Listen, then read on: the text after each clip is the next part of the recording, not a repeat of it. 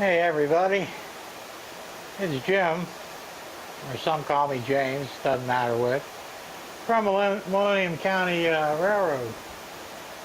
It's going to be a quick update. Didn't do a whole lot this week, but I did something and I felt it was my duty to put out a short video. So what I did do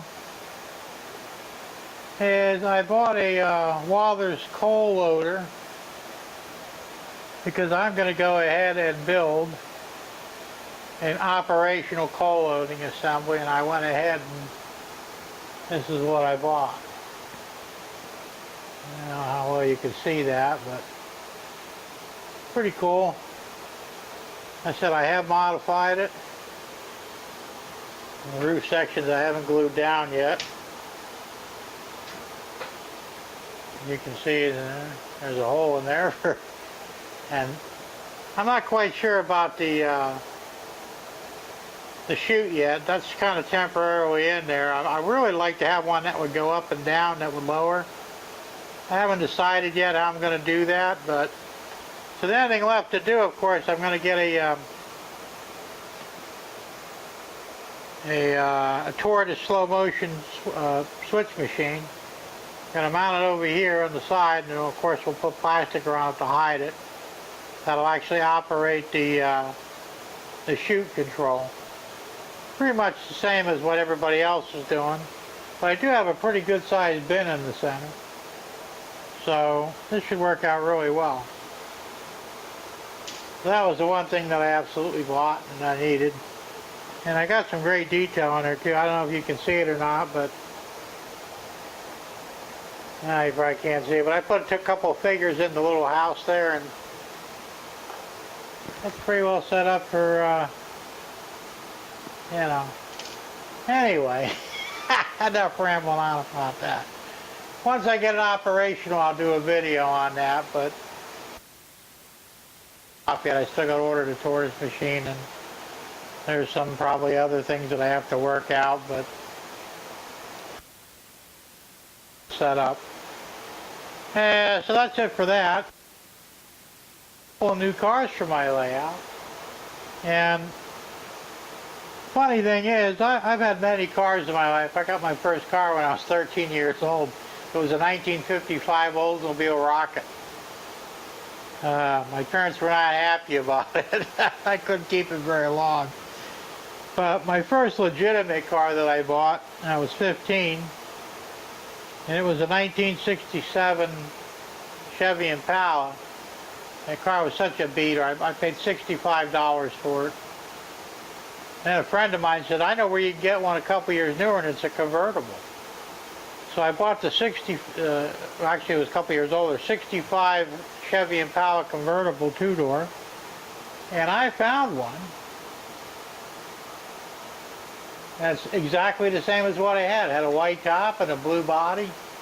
And of course it didn't have an engine or transmission, so I took the engine and transmission out of my 67 and put it in there and drove it for a few years. That was a great car. I loved it.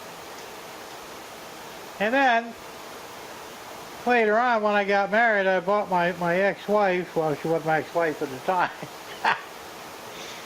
a 65 Chevy Malibu SS. And although the color's wrong, here's a replica of it. And it's a really cool car.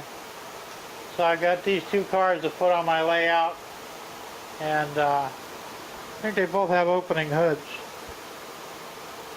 I believe.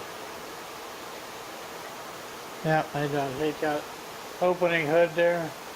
A little V8 in there. I only had a 6-cylinder in mine, but hey, you know, I won't tell if you don't. I think the Chevelle has an opening hood too. I did have a V8 in the Chevelle. Anyway, that's pretty much, well, that's not really the only thing I did.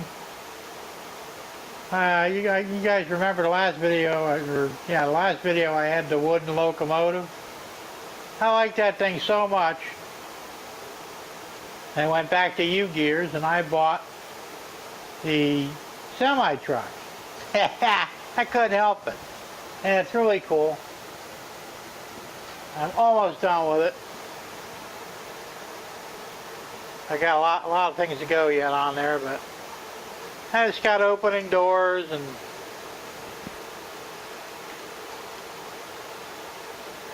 of course it's rubber band powered too, which I'm not going to demonstrate right now, but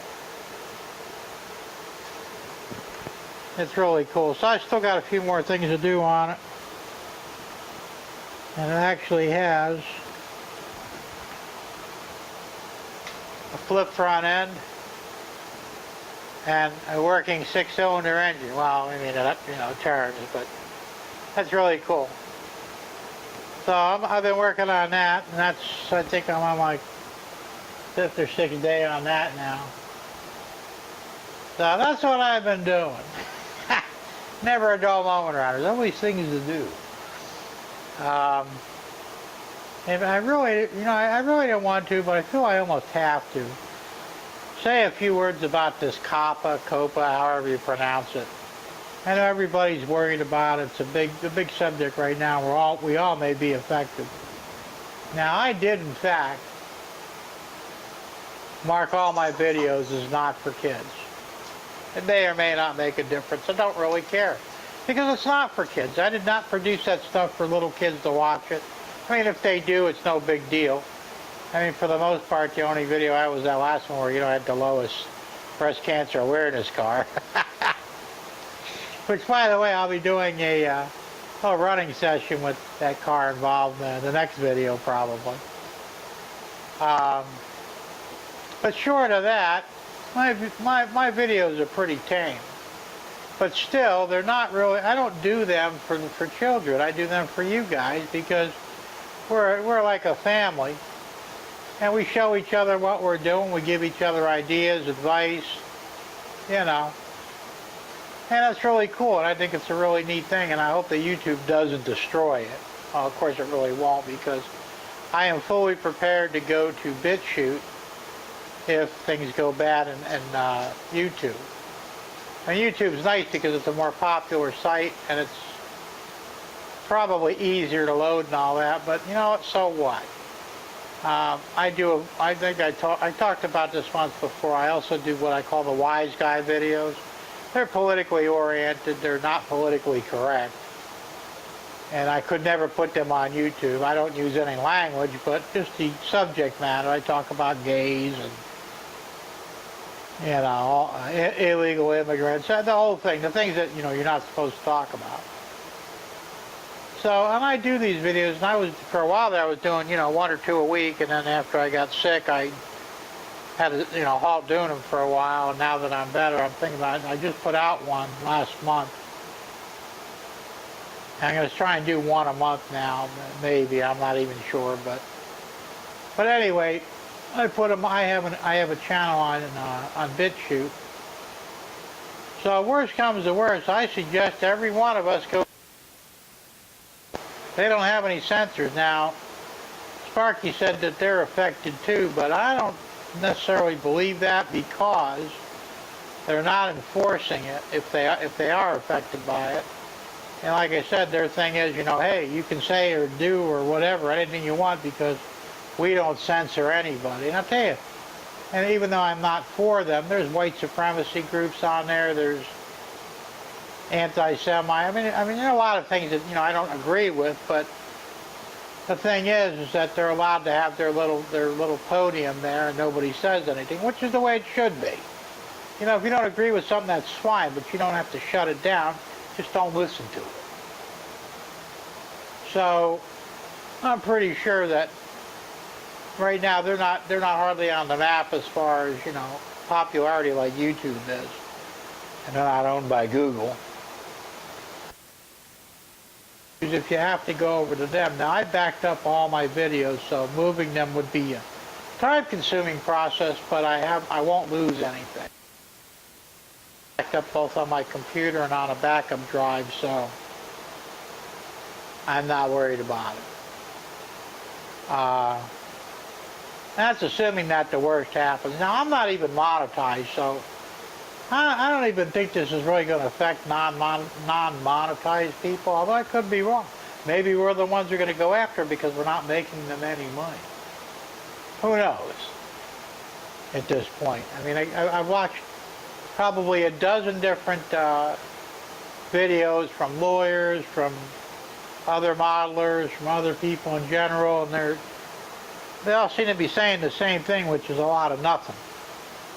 And nobody's come out and said, hey, this is what you absolutely cannot do, or this is what you absolutely must do. And I don't think anybody knows. Hell, I don't even think YouTube knows, for that matter, or even the FTC. So whatever's going on, it doesn't matter. But like I said, worst comes to worst, if we do get censored or knocked off the air, go to BitChute. I'll go there, and I hope everybody will follow, or maybe I'll follow them. I don't know, however it works out. In the meantime, just keep your fingers crossed and hope YouTube. But if they do, they do. I'm not going to lose any sleep over. There's no reason to. As far as them finding me, well, good luck with that. It would take several years. I make $15,000 a year, which I understand can't be touched anyway. And yeah, I own a house, which is mine, and federal law prohibits anybody from taking, even the IRS can't leave. I mean, unless you let them. So, you know. So I'm not worried about any of that stuff. And if it does, it's just YouTube trying to, you know, get back the money they lost from the FTC fine. Well, that's not my problem. If they had paid attention to their own rules, this would have never happened in the first place. I mean, unless you got YouTube Kids, which I didn't even know there was a YouTube Kids. But prior to that, you couldn't be on YouTube. You couldn't watch YouTube if you're under 13. Now I realize that neither YouTube or any of us can prevent somebody underage from watching. That goes back to the parents. Well, you know, the parents today, they're idiots. And they're using YouTube as a babysitter, which, once again, not my problem. Or yours, for that matter. But it's causing us problems now, unfortunately. But this is it, though. The whole thing in a nutshell is YouTube did not follow their own policies, and now we're all going to pay for it, maybe. So whatever happens, happens. Big deal. And for all you guys that are going to, you know, file your videos or your channel, don't do it. Go to BitChute. Just go to a different channel. Problem solved. Because like I said, as far as I know, this isn't happening anywhere else, just YouTube. And because YouTube is like the most popular, you know, video thing out there, so, you know, I guess it was a matter of time. And plus, it's Google.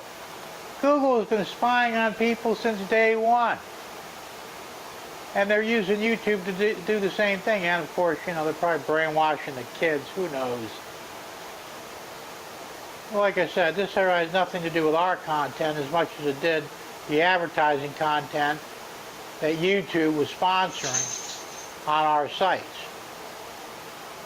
Well, once again, not my problem. So anyway, that's my 2 cents worth, for what it's worth. Probably not even worth 2 cents. So don't let that stuff get you down. We'll just have to wait and see. I honestly don't see them giving a $42,000 fine. You couldn't pay it. None of us have that kind of money to my knowledge. I'll file bankruptcy if that's what it came down to. You know. Enough of that. So, on the rails. And I invite any comments you have on this or anything else. So, you know, while we still got the ability to do comments. And remember to like and subscribe. You're probably already subscribed, but if you're not, you know. Remember, I'm at 148 right now. I had 149. Somebody dropped off. I don't know who. But if I can get up to 200, I'm going to do another contest. You guys, I don't remember who, suggested that I actually make both an HO and an N-scale version of the breast cancer awareness car as one of the prizes. So that would be, I mean, I'm going to have more than just one car, but as far as that goes. But I'll throw that in as one of the prizes, and there'll be something else to go with it. But I got to hit 200 subscribers. Any help would be appreciated. Get me some subs. Anyway, like I said, keep it on the rails. Thank you for watching. Thank you for putting up with my rant. And we'll see you again next time real soon. Bye.